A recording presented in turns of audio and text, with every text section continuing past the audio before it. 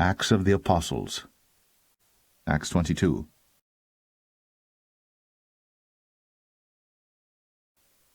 Men, brethren, and fathers, hear ye my defence, which I make now unto you. And when they heard that he spake in the Hebrew tongue to them, they kept the more silence. And he saith, I am verily a man, which am a Jew, born in Tarsus, a city in Cilicia, yet brought up in this city at the feet of Gamaliel, and taught according to the perfect manner of the law of the fathers, and was zealous toward God, as ye all are this day.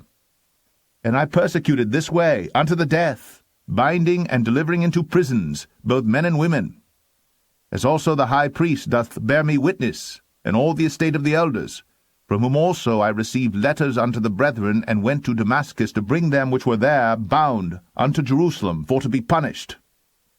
And it came to pass, that as I made my journey, and was come nigh unto Damascus about noon, suddenly there shone from heaven a great light round about me, and I fell unto the ground, and heard a voice saying unto me, Saul, Saul, why persecutest thou me? And I answered, Who art thou, Lord? And he said unto me, I am Jesus of Nazareth, whom thou persecutest. And they that were with me saw indeed the light, and were afraid. But they heard not the voice of him that spake to me. And I said, What shall I do, Lord?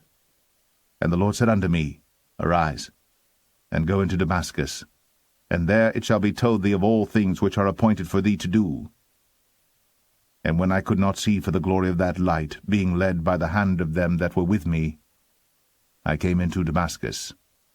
And one Ananias, a devout man according to the law, having a good report of all the Jews which dwelt there, came unto me, and stood, and said unto me, Brother Saul, receive thy sight. And the same hour I looked up upon him. And he said, The God of our fathers hath chosen thee, that thou shouldst know his will, and see that just one, and shouldst hear the voice of his mouth. For thou shalt be his witness unto all men of what thou hast seen and heard. And now why tarriest thou? Arise, and be baptized, and wash away thy sins, calling on the name of the Lord.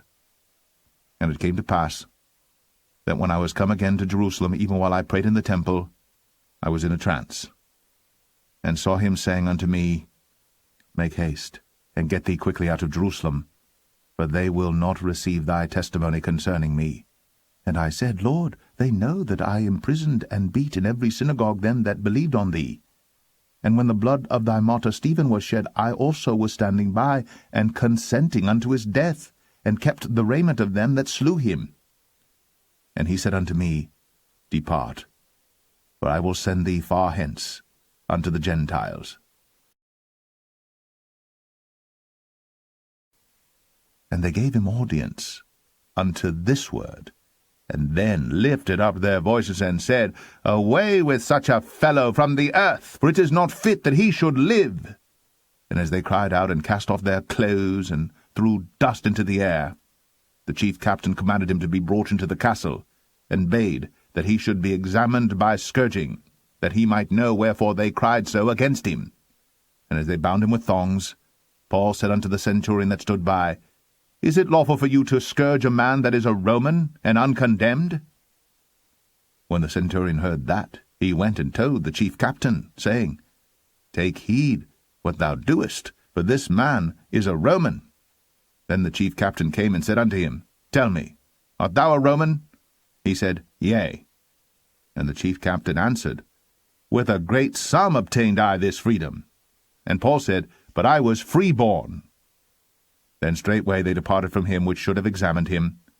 And the chief captain also was afraid, after he knew that he was a Roman, and because he had bound him. On the morrow, because he would have known the certainty wherefore he was accused of the Jews, he loosed him from his bands, and commanded the chief priests and all their council to appear, and brought Paul down, and set him before them.